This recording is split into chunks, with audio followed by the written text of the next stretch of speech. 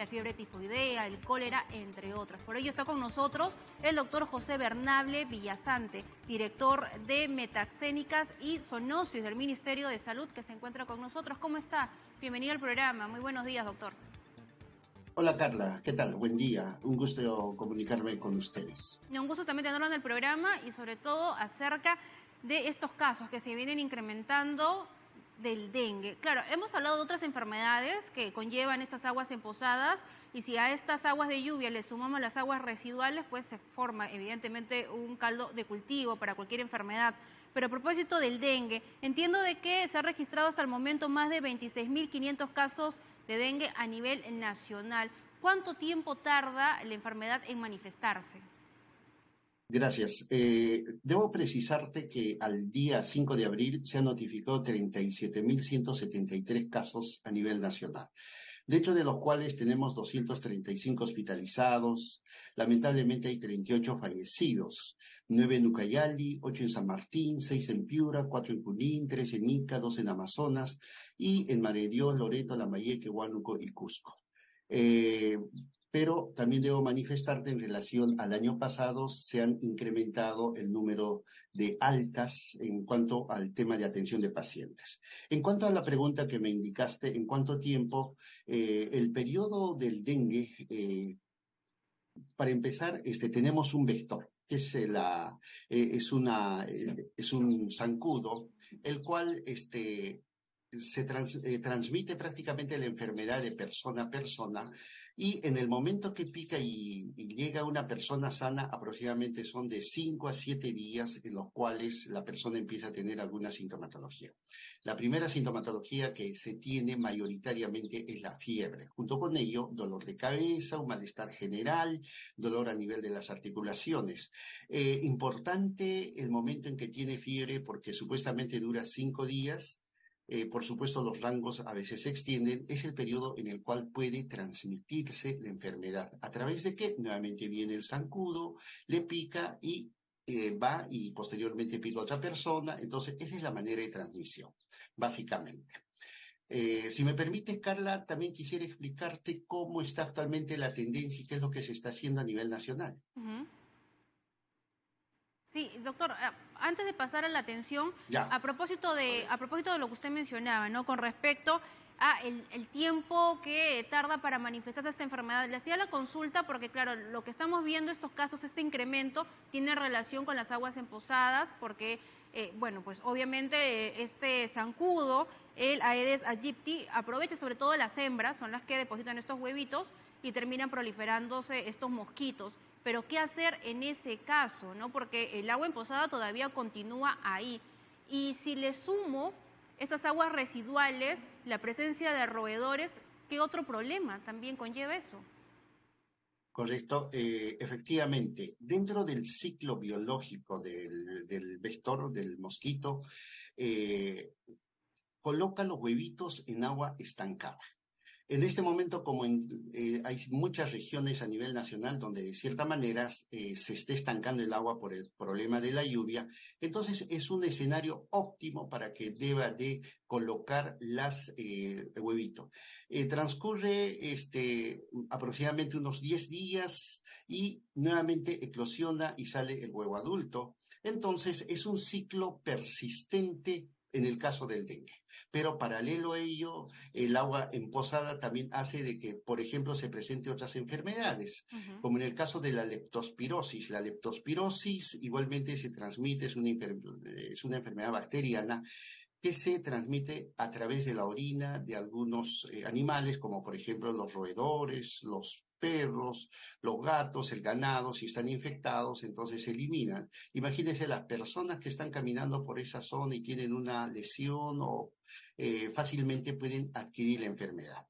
Aparte tenemos los problemas de piel, por ejemplo, los problemas, una especie de salpullidos, se genera, aparte los problemas gastroenterocolitis y en algunos casos se puede producir inclusive hasta la peste, ¿no? Que es una enfermedad. ¿Por qué? Porque los roedores empiezan a salir de sus sitios donde vivían, pero por el agua prácticamente cambian de hábitat y ellos transmiten pues igualmente la enfermedad, ¿no?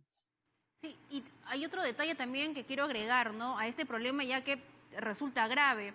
En Lambayeque, el cementerio de Tucumán colapsó y los restos, los cadáveres han quedado expuestos. Están obviamente inundados por esta agua de lluvia emposada. Y nuevamente, acá, ¿qué otro problema, qué otras enfermedades podrían presentarse con esa situación en particular? Efectivamente, nosotros cuando hacemos el control del vector, debemos de visualizar dónde está colocando el vector, por ejemplo, el huevito, para que se genere todo su ciclo biológico. Los cementerios es un sitio óptimo para que se pueda presentar y se pueda reproducir. Los floreros con agua.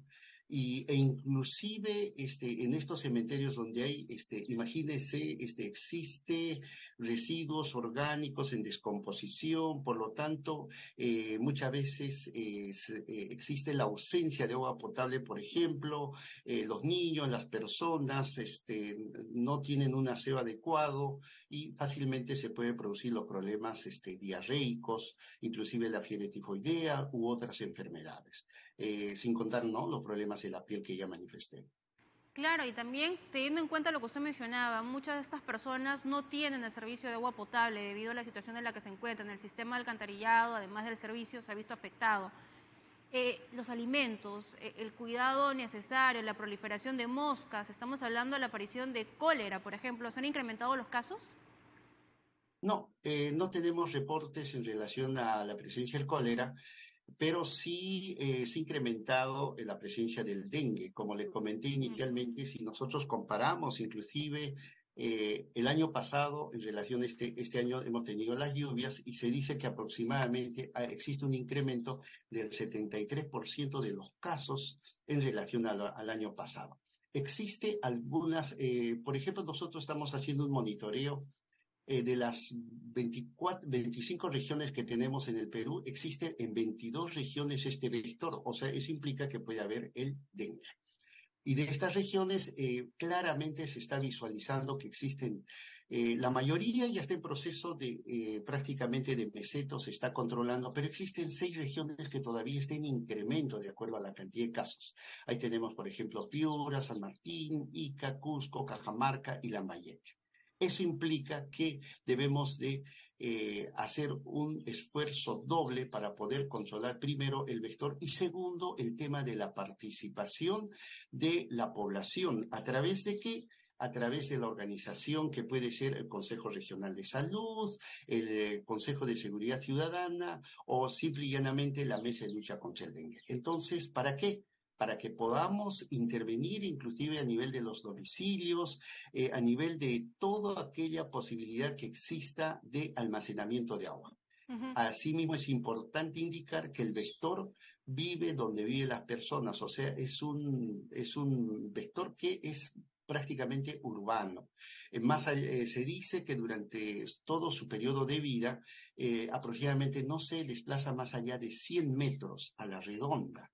Y entonces, por esa razón es que nosotros debemos de cuidarnos. Cuando haya este tipo de intervenciones, pues todos debemos de participar.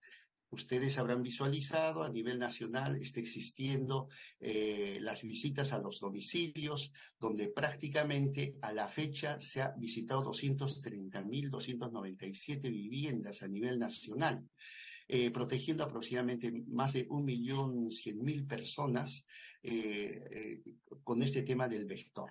Y se ha visto que en la mayoría, el 46% del zancudo vive, se reproduce ¿dónde? En los floreros. El 33% en los barriles, en los cilindros que no están tapados, ahí se ha encontrado. Igualmente un 12% en los baldes, en las bateas, en las tinas, etcétera, ¿no? Y aparte, no solamente nos conformamos con el tema de visualizar y evaluar el tema del vector, sino también debemos de hacer un reordenamiento. Para eso es la participación muy importante del municipio y se ha recolectado hasta la fecha aproximadamente 1.151 toneladas de inservibles a nivel nacional. Y sin contar la cantidad diariamente, aquí ya no hay el descanso por Semana Santa, nada, todos los días a nivel nacional se está realizando la fumigación dentro de los domicilios. ¿Cuál es la Y respuesta, doctor, a propósito de la fumigación? ¿Cuál es la respuesta por parte del vecino? tenemos bastante dificultad porque mayoritariamente reconoce, acepta y sabe de que o sea, debemos de intervenir dentro de los domicilios, pero existe algunos otros domicilios que prácticamente rechazan a esta intervención. Inclusive tenemos el reporte de más de 5 casos a nivel nacional donde han sido agredidos cuando han querido intervenir. No nos olvidemos, si dentro de una urbanización, dentro de un barrio, un asentamiento, todos hacen un control, todos recogen, pero hay una vivienda, dos viviendas que no aceptan. Imagínense, en esa vivienda justo ahí va a haber un sitio de reproducción nuevamente. Es por eso que es muy importante que el 100% de la población participe. Es una obligación para todos. Muy bien, doctor. Muchísimas gracias por esta información que nos ha podido proporcionar.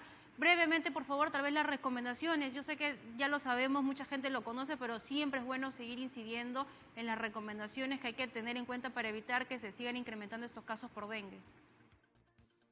Recomendar nuevamente a que primero todos cuidemos nuestro mismo domicilio, nuestra vivienda. Evitemos la reproducción, no le demos el escenario favorable al vector. ¿A través de qué? Que todos nuestros recipientes de agua estén tapadas, estén debidamente protegidas. Segundo, entender que el vector sale prácticamente a alimentarse las 2 últimas horas de la tarde o primeras horas de la mañana. En ese tiempo, en lo posible, evitemos exponernos, sobre todo en aquellos sitios donde existe el vector. Tercera recomendación, apenas tengamos alguna sintomatología, fiebre, malestar general, cefalea, sin dudarlo, vayamos al establecimiento de salud, porque a nivel nacional ya se ha implementado toda una red de laboratorio y todo un sistema de referencia para determinar si es una persona que es un dengue simple o con complicaciones o capaz requiere inclusive hospitalización. Y además, a nivel nacional se han instalado en los establecimientos lo que se llaman las unidades febriles o también las unidades de vigilancia de pacientes clínicamente o los UBICLI. Y así una serie de actividades se están realizando. Muy Gracias. bien, doctor. Muchísimas gracias por esta información. Ha sido con nosotros el doctor José Bernable Villasante, director de Metax.